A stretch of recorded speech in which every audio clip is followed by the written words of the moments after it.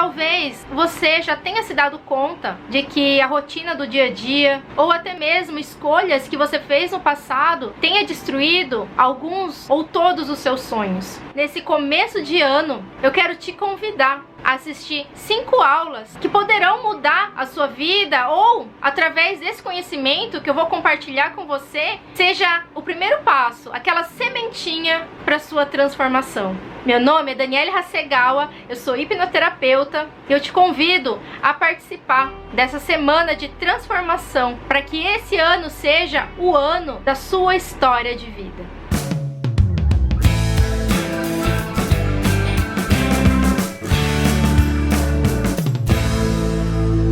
Bom, e para começar essa série de 5 vídeos, de 5 aulas, a primeira pergunta que eu te faço é: o que é realmente importante para você? Eu entendo que talvez essa pergunta possa causar um certo desconforto, ou um certo incômodo, ou até mesmo uma resistência. Muitas pessoas não sabem o que é realmente importante. A maioria das pessoas apenas dizem algo abstrato quando você pergunta para ela qual o seu sonho, qual a sua meta, o que você gostaria de fazer de diferente. E geralmente essas respostas abstratas são mais ou menos assim: o que eu quero é ser feliz, o que eu quero é ser rico, ter mais dinheiro, o que eu quero é impactar a vida das pessoas, quero ter mais saúde, quero viver um grande amor, quero conhecer o mundo. Todas essas coisas podem ser muito lindas, porém é muito genérico. O primeiro passo, o primeiro ponto a saber é qual a prioridade dentre todas essas coisas ou todas essas áreas da sua vida.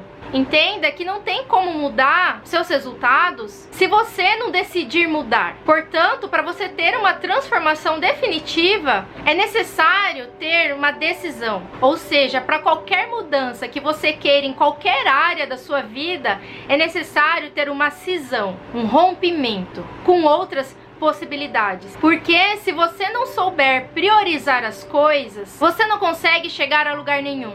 E isso acaba em frustração, em arrependimento, culpa, entre outras emoções ou sentimentos que vão atrapalhando cada vez mais a sua vida. Se você não consegue ter uma decisão, isso mostra que você não está no controle da sua vida. E quem não está no controle da vida acaba seguindo o que as outras pessoas falam, ou seja, acaba se tornando uma pessoa reativa. Ah, mas o que é isso? Quando eu sou reativa, eu tiro a responsabilidade das minhas mãos. Eu entrego isso para outra pessoa e acabo tendo uma vida vazia, sem sentido nenhum. É uma vida sempre tentando agradar os outros, ou com medo de desagradar, o medo do julgamento das pessoas. E com tudo isso, esse tipo de comportamento, você acaba se anulando. Ou seja, você deixa de fazer coisas que você queria, que você desejava fazer, deixa mesmo até de ser feliz por pensar no que a outra pessoa vai falar, por pensar na opinião dos outros ou no julgamento dos outros. E com o passar do tempo, você vai se tornando cada vez mais frustrado, mais infeliz e vai tendo essa vida sem sentido, entendeu? Então pare um pouquinho e pense o que é realmente importante para você priorizar nesse momento. Tem uma história que fala assim, que tinha um professor e em uma das aulas ele levou um balde e algumas pedras e começou a colocar umas pedras grandes nesse balde até encher, até a boca do balde. E aí esse professor perguntou para os alunos se o balde estava cheio e todos os alunos responderam que sim. E então o professor colocou pedrinhas pequenas no balde, deu umas chacoalhadas e essas pedrinhas foram se encaixando entre as pedras grandes. E novamente ele perguntou para os alunos e novamente os alunos responderam que sim, o balde estava cheio.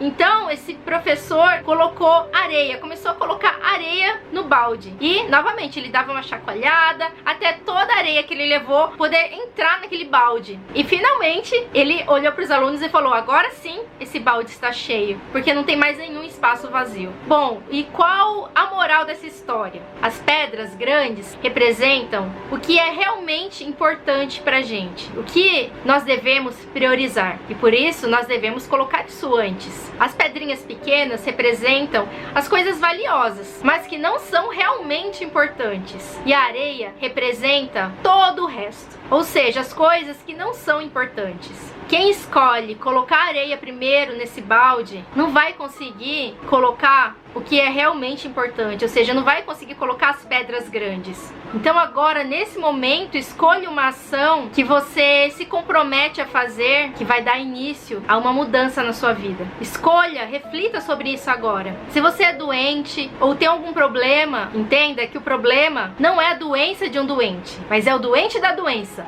Ah, mas como assim? Não entendi nada dessa frase. Entenda que muitas vezes o grande problema não é se a pessoa tem uma grave depressão, se tem síndrome do pânico ou algum outro sintoma. A questão é se o eu dele está disposto a mudar. Se o eu dele está disposto a reciclar todo aquele lixo que aconteceu durante anos e anos na sua história de vida. Entendeu? O problema não é a doença do doente, mas é se o doente está disposto a agir para se livrar da doença. Claro, eu estou me referindo à doença, mas isso pode ser um medo, pode ser uma crença limitante ou qualquer outra coisa ou comportamento que destrua os seus sonhos e os seus objetivos. Por exemplo, uma pessoa tímida. O problema não é a timidez. O problema está se essa pessoa que tem a timidez está disposta a enfrentar a sua insegurança, o medo do julgamento dos outros. Porque se você ficar preso no passado, você não consegue caminhar. Não pense que esse processo é mágico. Essas 5 aulas, esses 5 vídeos, todos esses pontos de reflexão que eu vou trazer para você e até mesmo algumas técnicas, só vai ter resultado se o seu eu aí dentro, escondido por trás de uma insegurança ou de uma doença, estiver disposto a tirar essa roupa aí de vítima e assumir o controle da sua vida. Porque enquanto você usar o seu problema como uma muleta, como uma desculpa, infelizmente não vai ter tratamento, terapia, técnica, remédio, nada no mundo que te faça melhorar.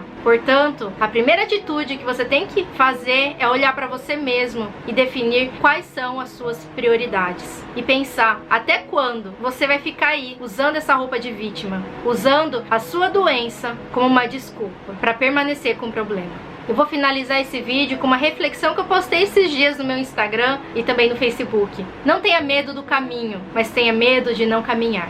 E se você conhece alguém que esteja passando por algum momento difícil e que de certa forma o que for falado aqui durante essa semana poderá ajudar, compartilhe esse vídeo. Deixe o seu like ou dislike também, você está livre para gostar ou não desse conteúdo. Deixe o seu comentário aqui embaixo e até o próximo vídeo.